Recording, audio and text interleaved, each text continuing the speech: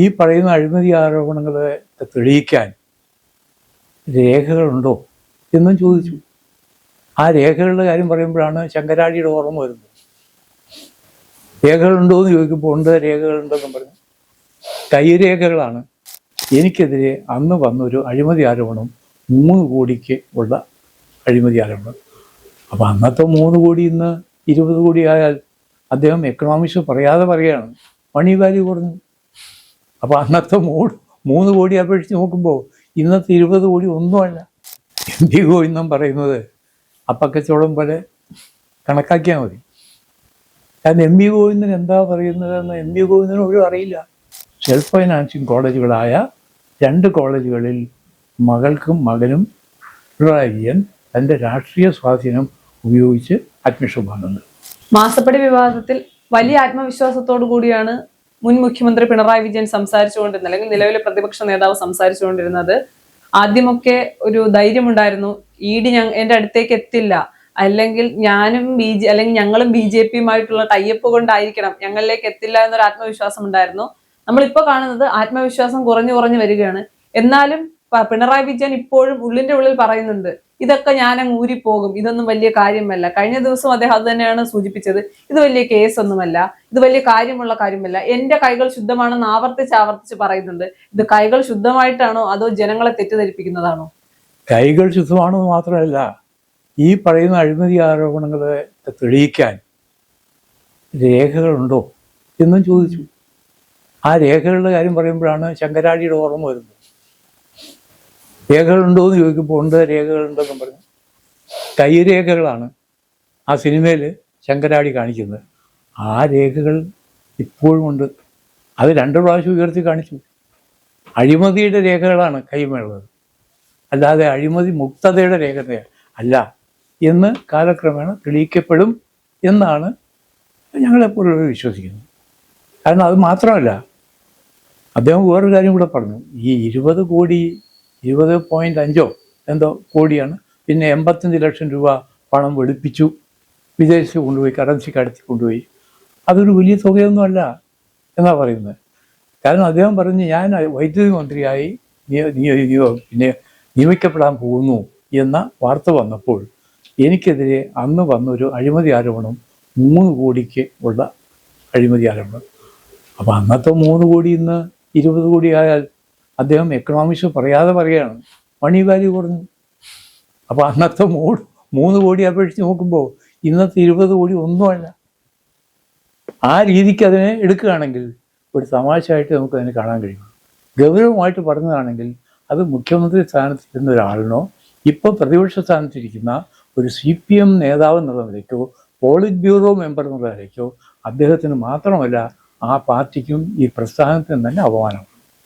ഇപ്പൊ ഈ ഒരു വിഷയത്തിൽ UDF വ്യക്തമായിട്ടുള്ള UDFിന്റെ ഒരു നിലപാടുണ്ട്, സർക്കാരിനൊരു നിലപാടുണ്ടെന്ന് പറയുമ്പോഴും വലിയ രീതിയിൽ CPMനെതിരായ ഒരു സംസാരം ഉണ്ടാകുന്നില്ല. കഴിഞ്ഞ ദിവസം BJP നേതാക്കൾ പറഞ്ഞു, ഇനി മാസപ്പടി വിവാദം എത്തുന്നത് അന്നത്തെ പ്രതിപക്ഷം ഇപ്പോഴത്തെ ഭരണപക്ഷത്തിലേക്കായിരിക്കും, അതുകൊണ്ടുള്ള മൗനമാണെന്ന്. അത്തരം ഒരു മൗനമായി കണക്കാക്കാൻ പറ്റും?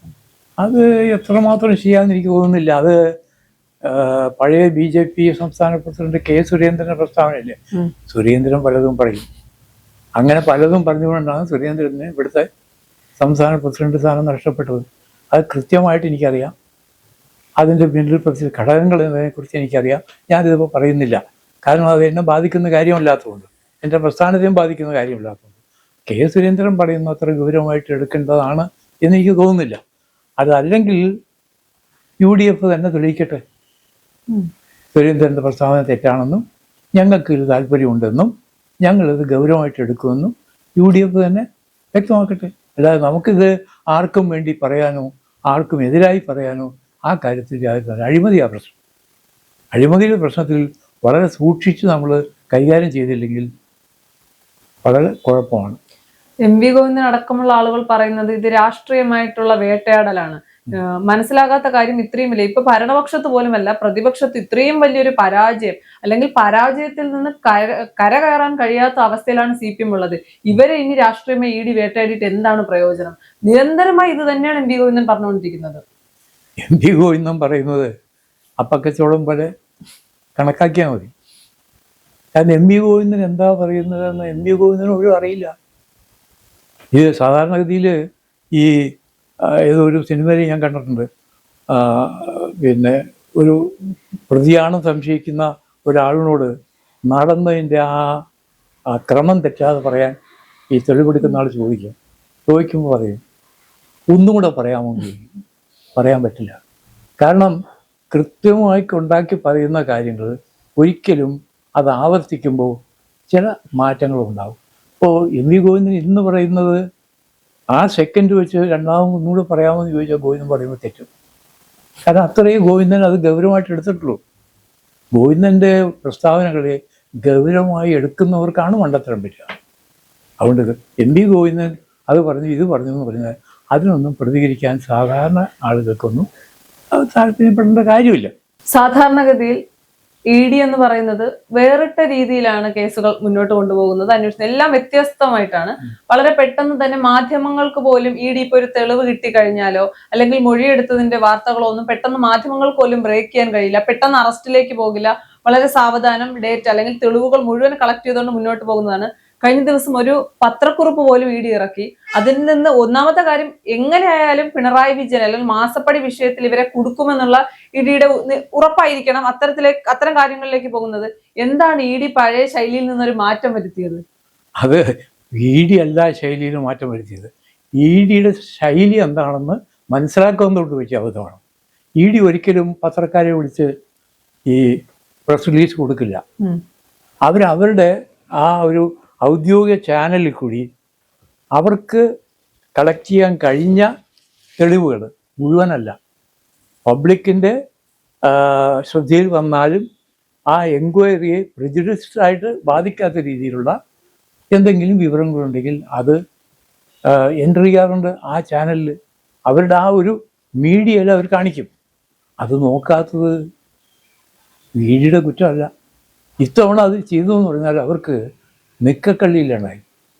അവർക്കെതിരായി പിന്നെ അവരുടെ പ്രോപ്പർട്ടി നശിച്ചെന്ന് മാത്രമല്ല, അവരുടെ ശാരീരികമായി പോലും അവരില്ലായ്മ ചെയ്യത്തക്ക രീതിയിൽ സംഘടിതമായൊരു ആക്രമണം നടന്നപ്പോൾ അവരുടെയും ആഫ്റ്റർ ഓൾ അവരും മനുഷ്യരല്ലേ, അവർക്കും തിരിച്ചടിക്കാൻ നിയമം അനുവദിക്കുമെങ്കിൽ ആ തിരിച്ചടി പരമാവധി ആ രീതിയിൽ അവർ പ്രയോഗിച്ചു എന്ന് മാത്രമേ പത്രക്കുറിപ്പ് കൊണ്ട് വായിച്ചെടുക്കേണ്ടതുള്ളൂ.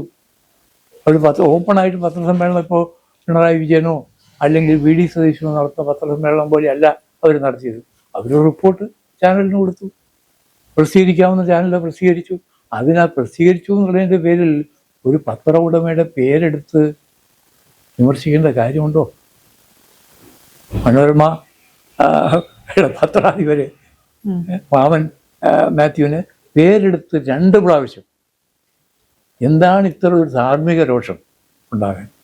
സ്വന്തം ധാർമ്മികത ആര് ചോദ്യം ചെയ്താലും അത് സഹിക്കാൻ പറ്റാത്ത രീതിക്കുള്ള കമ്പോഷർ എന്ന് പറയുന്ന ഒരു ബേസിക് ആയിട്ടുള്ള ഹ്യൂമൻ ക്വാളിറ്റി ഉണ്ട്, ലീഡർഷിപ്പ് ക്വാളിറ്റി. ആ കമ്പോഷർ എന്തുകൊണ്ടോ പിണറായി വിജയന് നഷ്ടപ്പെട്ടു എന്നാണ് അദ്ദേഹത്തിൻ്റെ സമീപകാലത്തെ ചില പ്രതികരണങ്ങളിൽ നിന്ന് നമുക്ക് വായിച്ചെടുക്കാൻ കഴിയുന്നത്. പിണറായി വിജയൻ പറഞ്ഞു എന്റെ മകളായതുകൊണ്ടാണ് ഈ തരത്തിൽ ആക്രമിക്കുന്നതെന്ന്. അപ്പൊ ആരുടെ മകളാണ് എന്നുള്ളതല്ല സത്യത്തിൽ കേരളത്തിന്റെ വിഷയം. തന്റെ മകളായതുകൊണ്ട് അല്ലെങ്കിൽ പിണറായി വിജയന്റെ മകളായതുകൊണ്ടല്ല ED ചോദ്യം ചെയ്യുന്നത്. അഴിമതിയോ തെറ്റോ ചെയ്തിട്ടുണ്ടെങ്കിലാണ് എന്ന് എന്തുകൊണ്ടാണ് പിണറായി വിജയൻ മനസ്സിലാക്കാത്തത്?